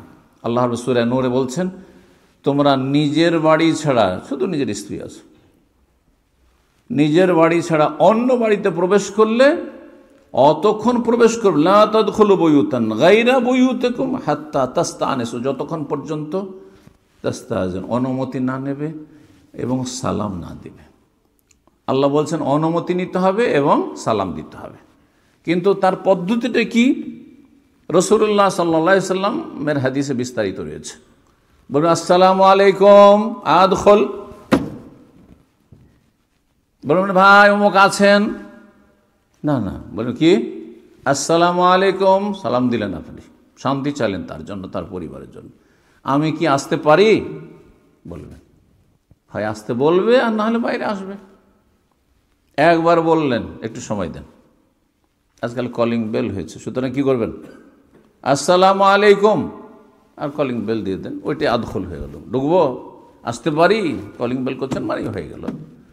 আসসালামু আলাইকুম আদখল 3 বার বলবেন, সাথে সাথে নয়, 1 মিনিট সময় দেন, মাঝখানে হয়তো বেরিয়ে আসছে, হ্যাঁ তো প্রস্তুত হয়ে আসছে, সময় দেন। 3 বার করে বললেন, কিন্তু কোনো সাড়া শব্দ আসলো না, আছে নেই আসেন কোনো উত্তর আসলো না। কি করবেন? দেখি ভিতরে একটু ঢুকে দেখি তো নাকি, ফিরে চলে আসতে হবে, ফিরে চলে আসতে হবে। তো আপনারা কি হাদিস জানেন? কে বলছেন? আবু মুসা আশআরী রাদিয়াল্লাহু তাআলা আনহু এসে বলছেন, আবু সাঈদ খুদরি কে, ওবাই বিন কাব কে মজলিসে আরো বেশ কিছু সাহাবায়ে কেরাম বসে আছেন। ওমর রাদিয়াল্লাহু তাআলা খেলাফত আমলে বলছেন, আল ইস্তিজানু সালাস, 3 বার করে পারমিশন চাইতে হবে কারো বাড়িতে গেলে, গেটে গেলে। এই হাদিস কি আপনারা কেউ শুনেছেন? যদি 3 বারে কোনো সারা শব্দ নাসফাইন ওজেন আলাক ওয়া ইল্লা ফারজে, তার নবী সাল্লাল্লাহু আলাইহি ওয়াসাল্লাম বলেছেন যদি অনুমতি আসে তো ঠিক আছে, আর নাহলে সেখান থেকে ফিরে আসো। কালা উবাই বিন কাব রাদিয়াল্লাহু তাআলা বললেন, ওয়ামা যাক্কা, ব্যাপারটা কি? আরে কি হয়েছে, তুমি এত মানে রেগে আছো কেন তুমি? তো কালা ইস্তাজান, ঘটনা এই যে ইস্তাজান তো আলা ওমর ইবনে খাত্তাব, আজকে মানে গতকালকে আমি ওমর ইবনে খাত্তাব রাদিয়াল্লাহু তাআলার বাড়িতে গেছিলাম, আর গিয়ে 3 বার করে আমি অনুমতি চেয়ে, সালাসা মাররা 3 বার করে অনুমতি চেয়েছিলাম, ফালাম ইউজানলি, কোনো সাড়া শব্দ পাইনি, তখন ফিরে চলে এসেছি।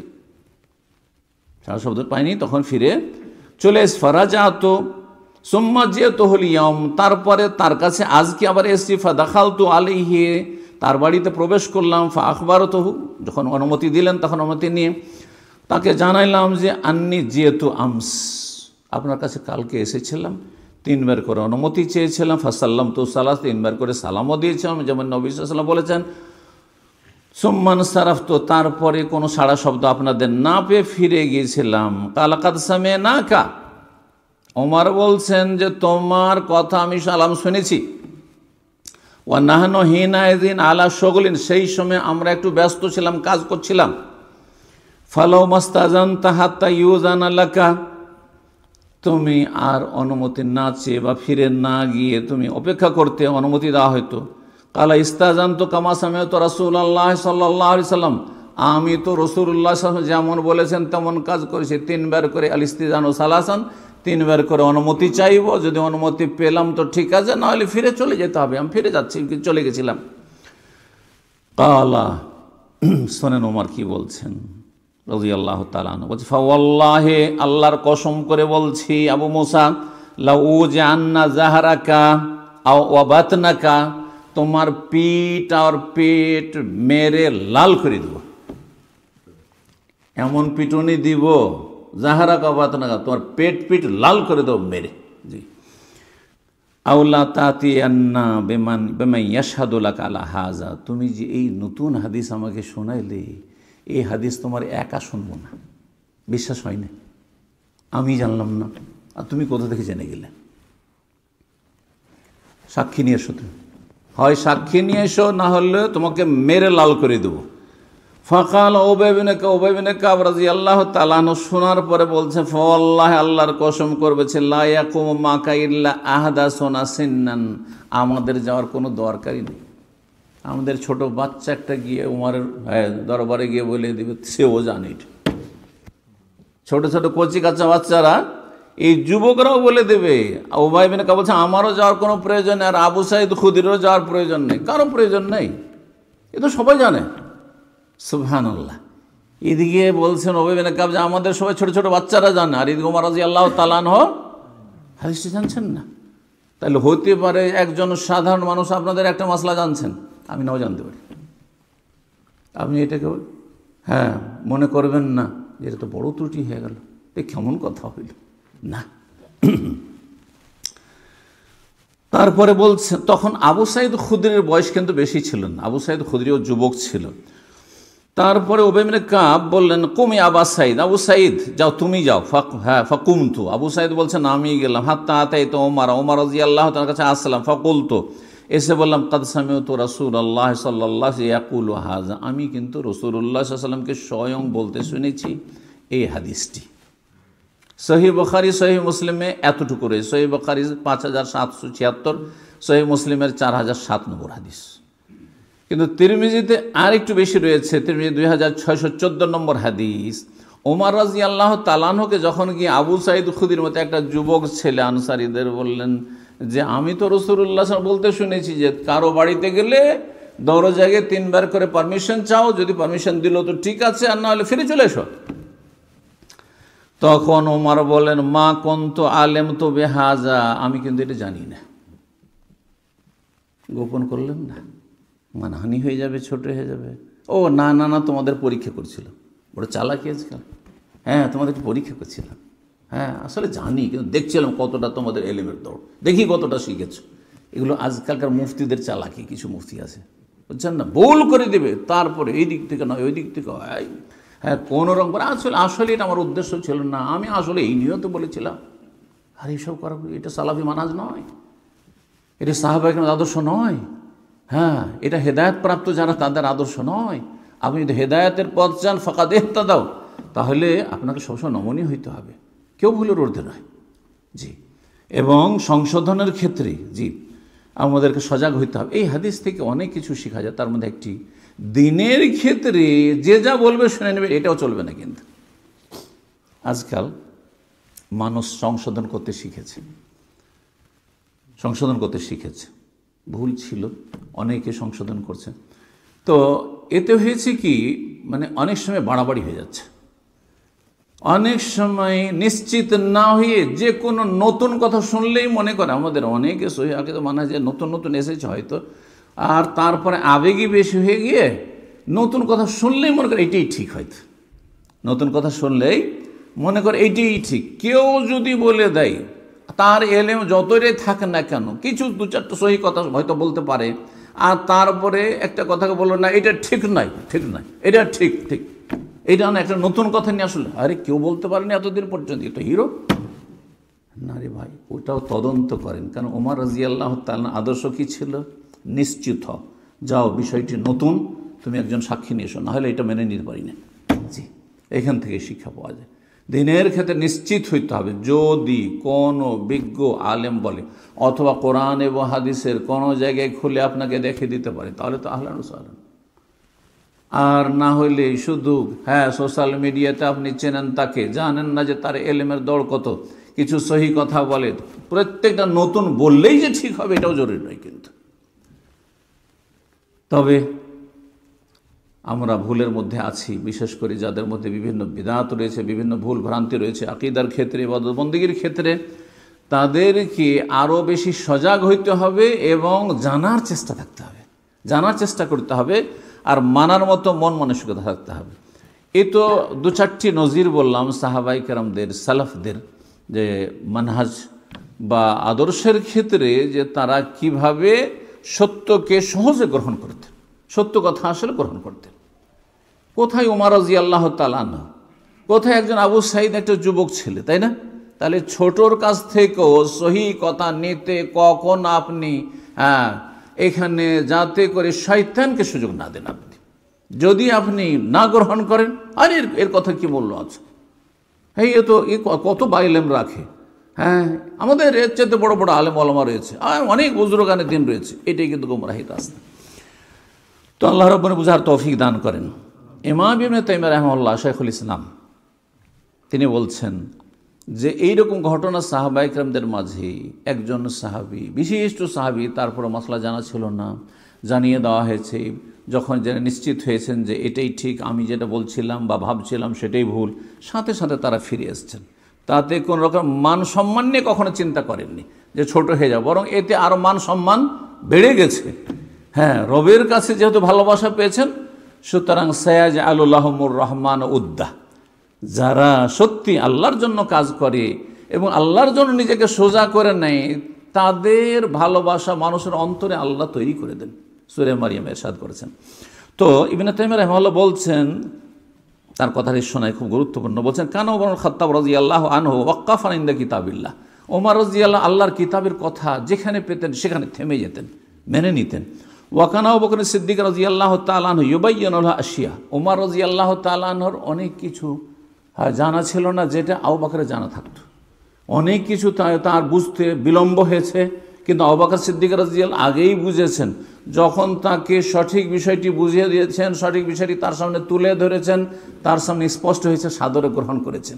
কখনো আত্ম অহংকার দেখাননি, কখনো তিনি কথা চিন্তা করেননি যে আমি এর কাছে কেন ছোট হব, এর কথা কেন মানব।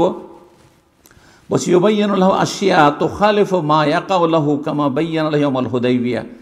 এমন বেশ কিছু বিষয়গুলি সুস্পষ্ট করে দিয়েছেন আবু বকর সিদ্দিক রাদিয়াল্লাহু তাআলা আনহু ওমরের জীবনে, যেগুলি আর বিপরীত তিনি ধারণা রাখতেন বা মনে করতেন। যেমন হুদাইবিয়ার সন্ধির দিন ওমর রাদিয়াল্লাহু তাআলা মোটেই রাজি হবেন না এই সন্ধিতে, কারণ এত ছোট হব না কাফেরদের কাছে, সব কথাই তাদের মেনে নেব, সব কিছুতে আমরা ছোট হয়ে যাব।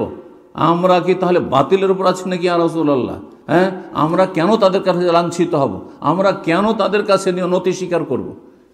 তো শেষ পর্যন্ত রাসূলুল্লাহ সাল্লাল্লাহু আলাইহি সাল্লাম আপন কথাই, যেহেতু তিনি ওহীর মাধ্যমে কাজ করছেন, বাহ্যিক মনে হচ্ছে যে আমরা তো হেরে গেলাম, কিন্তু এটিকে আল্লাহ রাব্বুল কি বলেছেন, ফাতহাম মুবিন, ইন্না ফাতাহনা লাকা ফাতহাম মুবিনা, হুদাইবিয়ার ক্ষেত্রে নাযিল হয়েছে। আর সূরা ইযা জা নাসরুল্লাহ ওয়াল ফাতহ যে ফাতহ রয়েছে, এটি হচ্ছে মক্কা বিজয়ের বিজয়। তাহলে বিজয় কোরআনে কারিমে দুই বিজয়ের কথা বলা হয়েছে, হুদাইবিয়ার সন্ধিকে আগে বলা হয়েছে, তারপর ষষ্ঠ হিজরিতে এটি, আর তারপরে মক্কার বিজয়ের কথা সূরা ইযা জা নাসর ওয়াল ফাতহ, নাসরুল্লাহ ওয়াল ফাতহ, তাতে বিজয়ের কথা বলা হয়েছে। তো এইরকমই নবী সাল্লাল্লাহু আলাইহি ওয়াসাল্লামের যেদিন ইন্তেকাল হয় সেই দিনটাকে স্মরণ করুন। সেই দিন ওমর রাদিয়াল্লাহু তাআলা আনহু কি বলছিলেন, না নবী সাল্লাল্লাহু আলাইহি ওয়াসাল্লাম মারা যাননি, তিনি আল্লাহর কাছে গিয়েছেন, আবার ফিরে আসবেন, যে বলবে যে নবী সাল্লাল্লাহু আলাইহি ওয়াসাল্লাম মারা গেছে তাকে এক্ষুনি আমি খুন করব, বলছিলেন না? অথচ কোরআনে কারিমের আয়াতগুলি রয়েছে যে মানুষ যখন বিপদের পাহাড় মানুষের জীবনে নেমে আসে, তখন মানুষ নিজের হুঁশ জ্ঞান হারিয়ে দেয়, বেখেয়াল হয়ে যায়, কি বলছে নিজেরই ব্যালেন্স ঠিক রাখতে পারে না। এইরকমই বলছেন ওয়াইয়াউমা কেতালে মানে জাকাত। এইরকমই নবী সাল্লাল্লাহু আলাইহি ওয়াসাল্লাম ইন্তেকালের পরে এক শ্রেণীর বেদুইনরা, কিছু কিছু গোত্র বংশ ছিল, যারা বলল যে জাকাত তো রাসূলুল্লাহ সাল্লাল্লাহু আলাইহি ওয়াসাল্লামের হাতে তুলে দিতাম, খলিফাকে কেন জাকাত দেব, জাকাত দেব না। তাদের সংশয়, আল্লাহ কোরআনে এক বচন বলেছেন, নবীকে সম্বোধন করেছে, খুয মিন আমওয়ালিহিম সাদাকা, হে নবী এই মুসলিমদের ধন সম্পদ থেকে তুমি জাকাত গ্রহণ করো। আর এই খলিফা আবু বকর জাকাত গ্রহণ করেনওয়ালাকে, সে কেন জাকাত দেব, তাকে কেন জাকাত দেবো, আমাদের জাকাত দেবো না। নবী সাল্লাল্লাহু আলাইহি ওয়াসাল্লাম আমলে জাকাতের প্রয়োজন চলে জাকাত দিচ্ছি, আমরা নামাজ পড়বো, রোজা রাখবো, অমুক করবো, তমুক করবো, সব করবো, হজ করবো, উমরা করবো, কিন্তু আমরা জাকাত আর দেব না। সুবহানাল্লাহ, মুরতাদ হয়ে গেছিল এইভাবে। তখন আবু বকর সিদ্দিক রাদিয়াল্লাহু তাআলা আনহুকে আল্লাহ রাব্বুল আলামিন হকের ওপর এমনভাবে সুদৃঢ় প্রতিষ্ঠিত করলেন যে তিনি বদ্ধপরিকর জিহাদের বিরুদ্ধে জিহাদ ওই রকমই করতে হবে যেমন কাফের মুশরিকদের বিরুদ্ধে করেছে। লা উকাতিলান্না মান ফাররাকা বাইনা সলাত ওয়াজ যাকাত, যারা সলাত আর যাকাতের দুটোতে পার্থক্য করবে, যে সলাত পড়বো কিন্তু যাকাত দেব না, অবশ্যই তাদের বিরুদ্ধে অস্ত্র ধারণ করব, লড়াই করব। যদি 5 ওয়াক্ত নামাজ পড়ছে, ইসলামের সমস্ত বিধিবিধান পালন করছে, ওমর বলছে ওয়াকাইফা তুকাতিলুন নাস ওয়াকাদ শাহিদু আন্না লা ইলাহা ইল্লাল্লাহ ওয়া আন্না মুহাম্মাদুর রাসূলুল্লাহ ওয়া ইউকিমুস সালাহ। হ্যাঁ, এরা কালেমা শাহাদাত পাঠ করে, এরা তৌহিদবাদী, এরা রসুলকে মানে, এরা কোরআন মানে, এরা 5 ওয়াক্ত সালাত পড়ে, শুধু জাকাত দেবে না বলছে, এদের বিরুদ্ধে আপনি লড়াই করবেন কি করে? নামাজিদের বিরুদ্ধে আপনি লড়াই করবেন কি করে? আপনি এই খলিফা হইতে হইতে এমন কথা বলছেন আপনি। কিন্তু আবু বকর সিদ্দিক রাদিয়াল্লাহু তাআলা আপন কথায় অনড়, এবং তিনি ওই হাদিসটি, যে হাদিসে বলা হয়েছে যে ইল্লা বিহাক্কিল ইসলাম, তবে ইসলামের কেউ যদি হক নষ্ট করে, হ্যাঁ, ইসলামের কেউ যদি হক নষ্ট করে তাহলে তাদের বিরুদ্ধে লড়াই করতে হবে। এবং এই যে ইসলামের হক নষ্ট করে, সেখান থেকে ইস্তেমবাদ করলেন আবু বকর সিদ্দিক রাদিয়াল্লাহু তাআলা, বললেন ওয়া যাকাতু হাক্কুল ফাইন্না যাকাত হাক্কুল মাল, যাকাত হচ্ছে পয়সার হক, ইসলামে হক হচ্ছে আপনার ধন সম্পদে যাকাতের হক। সুতরাং যেই ব্যক্তি নামাজ পড়বে কিন্তু জাকাত দেবে না, সেই ব্যক্তি ইসলামের হক নষ্ট করলো। ইসলামের হক নষ্ট করে কেউ যদি এমন অপরাধ করে যার দণ্ডবিধান রয়েছে, তাহলে সদর দণ্ডবিধান শাস্তি রয়েছে। ঠিক ওই রকমই কেউ যদি ইসলামের সব কিছু পালন করছে কিন্তু ইসলামের একটি হক নষ্ট করে, তার বিরুদ্ধে আমি লড়াই করব। এই কথাই তখন ওমর রাদিয়াল্লাহু তাআলা বলছেন যে আবু বকর সিদ্দিক রাদিয়াল্লাহু বারবার বলতে গিয়ে আল্লাহ আমার অন্তরটাকে খুলে দিলেন, আমি তখন সঠিকটা বুঝতে পারলাম, মেনে নিলাম। তখন ওমর রাদিয়াল্লাহু তাআলা আনহু বলছেন, ইমাম ইবনে তাইমিয়া রাহিমাহুল্লাহ, ওয়া কানা ওমর রাদিয়াল্লাহু আনহু ইউশাবিরুস সাহাবা, সাহাবায়ে কেরামদের সাথে যে কোনো ইস্যুতে পরামর্শ করতেন। ফাতারাতান ইয়ারজি ইলাইহিম, কখনো কখনো তিনি তার মত পরিবর্তন করে সাহাবায়ে কেরামদের মতকে গ্রহণ করতেন। ওয়া তারাতান ইয়ারজিউনা ইলাইহি, কখনো সাহাবায়ে কেরামদের মত থেকে তারা ফিরে আসতেন তার মতে। রুব্বামা রায়ান ফায়ুযকারু হাদিসুন আনিন নবী সাল্লাল্লাহু আলাইহি ওয়াসাল্লাম, কখনো কখনো নিজের এমন মত ব্যক্ত করে দিতেন তার বিপরীত হাদিস ছিল, তার হয়তো জানা ছিল না। তখন ওমর বলতেন, শুনেন ওমর রাদিয়াল্লাহু আনহুর কথাটি, বলছেন ওয়াল্লাহি মা ইয়াদরি ওমরু আসাবাল হাক্কা আম আখতাহু, ওমর জানে না সে সঠিক কথা বলেছে না ভুল কথা বলেছে, সেই জন্য এরকম কথা বলেছে তোমাদেরকে। হাদিসের সামনে নিজে সারেন্ডার করে দিতেন। এ হচ্ছে সাহাবায়ে কেরামদের আদর্শ। এছাড়াও বেশ কিছু কথা তিনি আরও ওমর রাদিয়াল্লাহু তাআলা আনহুর যে বিভিন্ন চিঠিপত্রগুলি ছিল বিভিন্ন শহরের যারা গভর্নর হতেন তাদের কাছে, সেগুলির কথা উল্লেখ করেছেন। শেষখানে একটি পয়েন্ট উল্লেখ করে আমি ছেড়ে দিচ্ছি, সেটা হচ্ছে সালাফদের কিছু কিছু উক্তি। প্রখ্যাত তাবী মাসরুক রাহিমাহুল্লাহ তাআলা তিনি বলছেন, বিহাসবির রাজুলি মিনাল ইলমি আন ইয়াখশাল্লাহ আযজা ওয়া জাল, মানুষের জ্ঞানী হওয়ার জন্য যথেষ্ট যে সে আল্লাহকে ভয় করে। তাহলে কেউ যদি আলেম হয় আর আল্লাহর ভয় না থাকে তাহলে সে আলেম নয়। এর নামে ইয়াখশাল্লাহ মিন ইবাদিহি আর উলামা। আপনি প্রচলিত আলেম না, মাদ্রাসা পড়া আলেম না, কিন্তু আপনি আল্লাহর ভয় ভীতি সবসময় অন্তরে রেখে আপনি জীবনযাপন করছেন। ভয় আল্লাহর আছে, তার মানে আপনি পাপমুক্ত থাকার জন্য সর্বাত্মক চেষ্টা করছেন। আপনি আল্লাহর ভয় সবসময় অন্তরে ধরে রাখতে পেরেছেন, তাহলে আপনার জ্ঞানী হওয়ার জন্য, আলেম হওয়ার জন্য যথেষ্ট। আল্লাহর ভয় থাকলে আপনি এলেমের ফরজ আদায় করবেন, আমলের ফরজ আদায় করবেন। এলেমের ক্ষেত্রে আপনি না জেনে আপনি আমল করবেন না, আর আমলের ক্ষেত্রেও আপনি বিভ্রান্তির শিকার হবেন না। আর যদি ভুল হয় কেউ সংশোধন করে তো মানতে কোনো বাধা থাকবে না।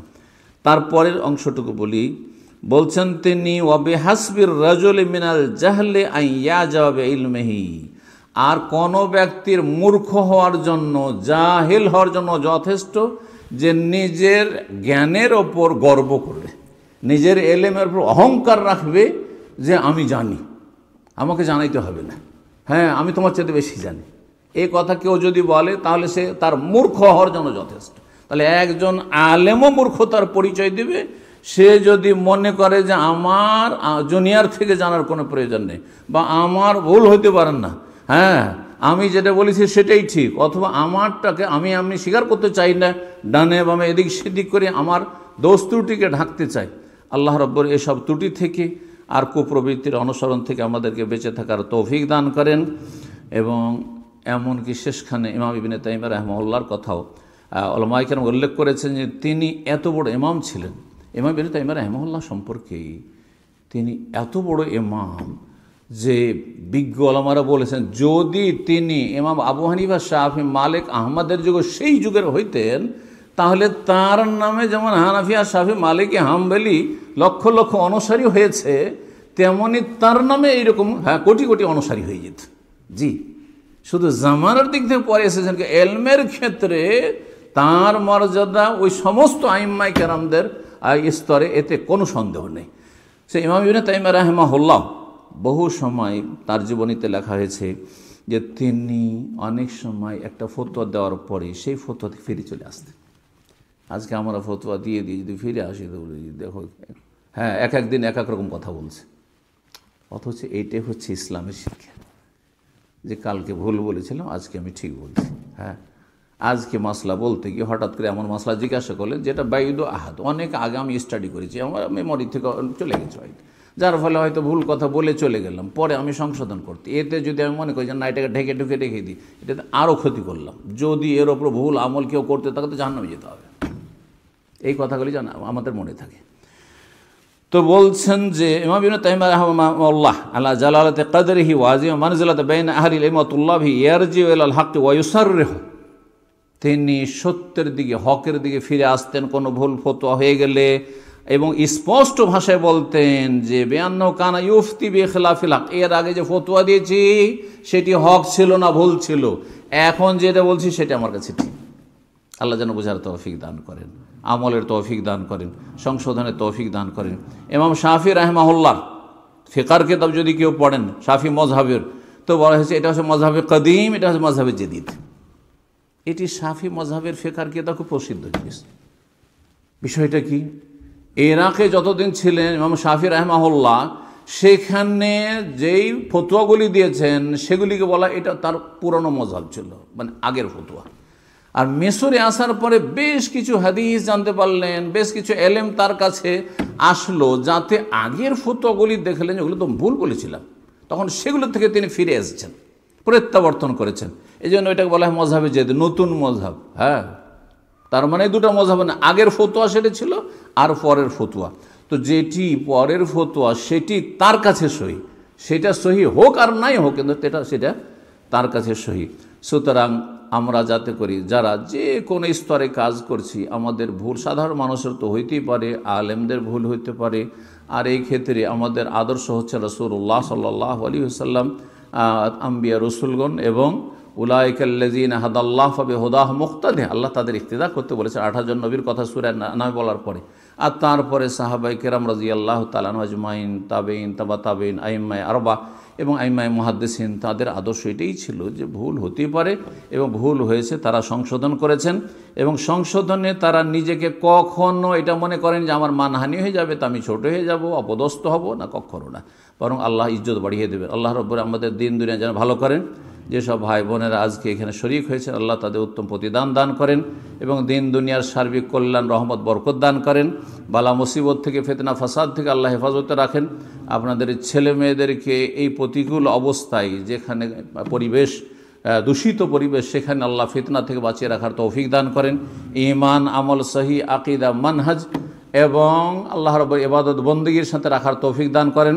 মসজিদের সাথে সম্পৃক্ত হয়ে থাকার তৌফিক দান করেন এবং ছেলে মেয়েদেরকে মসজিদমুখী করে রাখবেন, তাতে আপনি ধরে রাখতে পারবেন। আল্লাহ রাব্বুল যেন আপনাদের সকলকে তৌফিক দান করেন এবং এই মসজিদ ভিত্তিক আপনার শিক্ষার ব্যবস্থা করবেন, যেখান থেকে ছেলেমেয়েরা শিখে ইনশাআল্লাহ তাআলা আপনার এই আদর্শকে ধরে রাখবে। আল্লাহ যেন তৌফিক দান করে। জাযাকুমুল্লাহু খাইরান। সুবহানা রাব্বিকা রাব্বিল ইজ্জাতি আম্মা ইয়াসিফুন ওয়া সালামুল মুরসালিন ওয়ালহামদুলিল্লাহি রাব্বিল আলামিন।